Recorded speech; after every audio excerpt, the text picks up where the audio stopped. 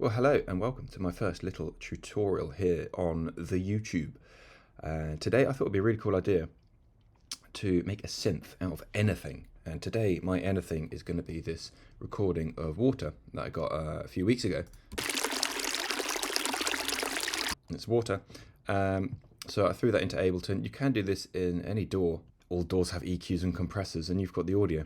So before I did anything, I consolidated it. I can't say that word.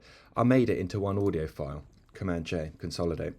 And as you can hear, it's pretty bassy. You got some wind, so drastically EQ'd the low end to scoop out all of that wind. And then I put a compressor on it because we do have these peaks here. So I've set the compressor just enough to compress a little bit consistently through the audio. And then when those big peaks kick in, it's just gonna clip them down a bit.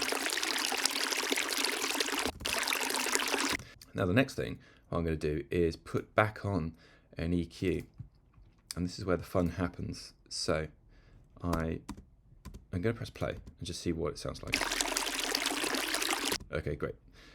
Nothing in the low end. So what we're going to do here, and you can do this with any EQ, and hopefully your EQ shows you, like in the bottom left there of the EQ, you can see what note we are hovering over. This node here, we're going to bring it over to C, and then I'm just going to throw the gain straight up, and we're going to turn our channel down, obviously, and then we'll bring it back down again. So now that sounds quite hollow, and now I'm going to do the same with this one. Get all of your nodes, put them at C. So we're tuning this audio file to C, and let's do this another 2 times.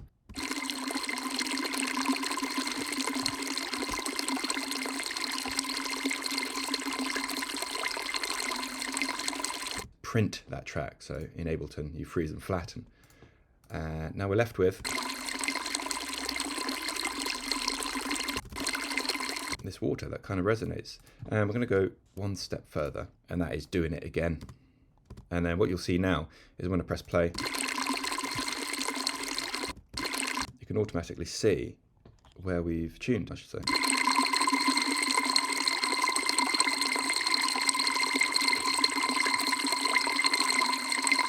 So now we're getting this tuned water. Let's freeze and flatten that track again. Now we've got our tuned audio. Chuck on some reverb. And you've got some quite nice textures going on.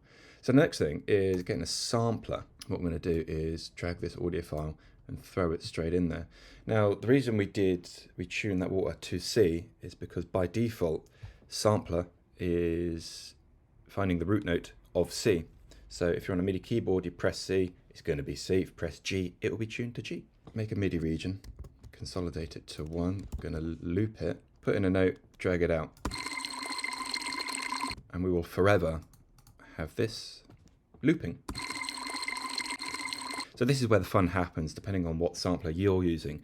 But this one in Ableton is fantastic. It's great fun. It's using these markers here. I can scrub along where I want to be looping this audio. Now we've got a region of where we can loop. So this is the start and stop, or start and finish, I guess you could say. So when I press play, it's going to start from here, but it's actually going to loop around here. So now what I've done here, as you can see, is I've found a region that I quite like, and this function, crossfade, the clue's in the name, it will crossfade it. But then this crossfade will actually smooth that out from the last point of the MIDI note to the first, for the start of it. So now it's starting to have a bit of fun. So let's change our key to C minor.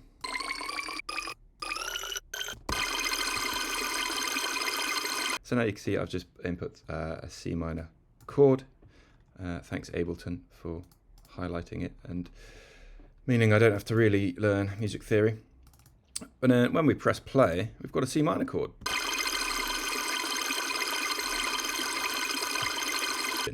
So let's put on yet another EQ8.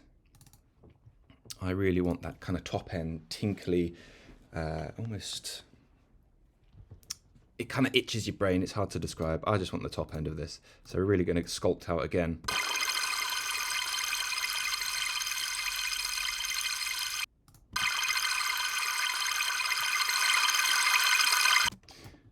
Cool, there we go. So I've given it a high pass, and always just bump up this resonance here a little bit.